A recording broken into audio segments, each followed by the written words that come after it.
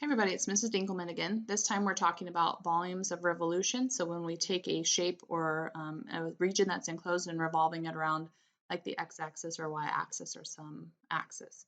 These are still technically a type of cross-section, although the earlier cross-sections we had were not revolutions.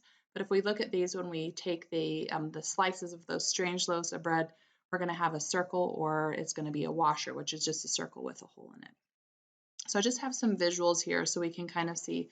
We have x squared and the square root of x revolved around the x-axis. If you want to kind of think about what the 3D shape looks like, and a little bit transparent with the program I used here, so you can kind of see that washer in there. That's that slice of that strange loaf.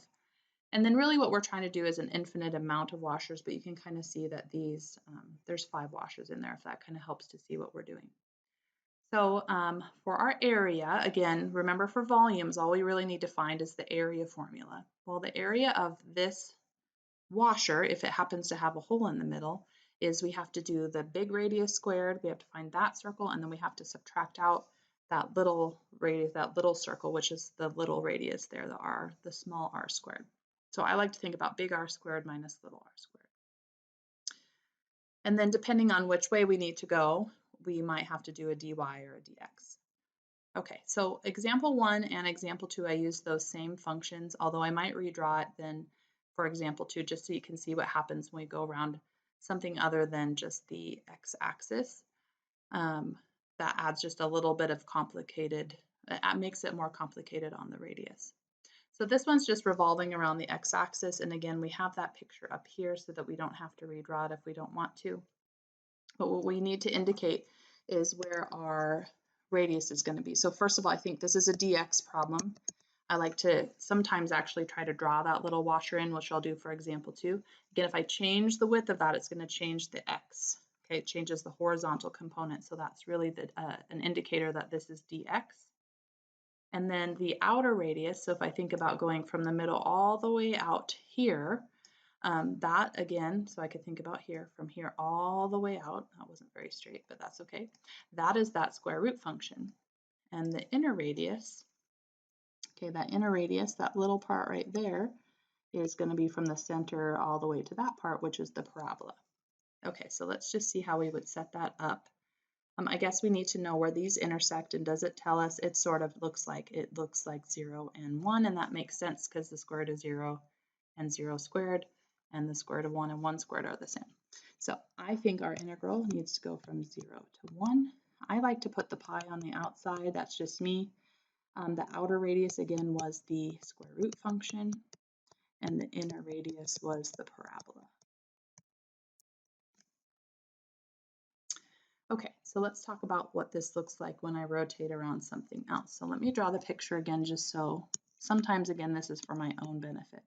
So here's our square root function and our parabola, and that's going to go around this line x equals -1. So what I like to do for myself is try to make a copy of that over on this side. Again, not very great, but that's okay. And then I'm just going to pick a spot to try to draw what I think is a washer. Again, it's a little better for me when it's on a different surface, but that's what I'm going to look at. If I change the thickness of this, it's going to change the y-coordinate. So again, imagine that it's getting thicker and thinner. That's changing the vertical component, which is the dy. So that means we're going to have to convert these to x equals. So that's going to kind of make them go reverse. So in this case, if we're trying to find the radius from here all the way up to this function, which was actually the parabola. So that's this one, okay? That's the parabola. And we can't just use the parabola because that's going to get us this distance. What we really want is all the way across. So it's a little bit bigger. How much bigger is it? Well, it's 1 bigger. So I'm just going to write here, I think the outer radius is the parabola plus 1.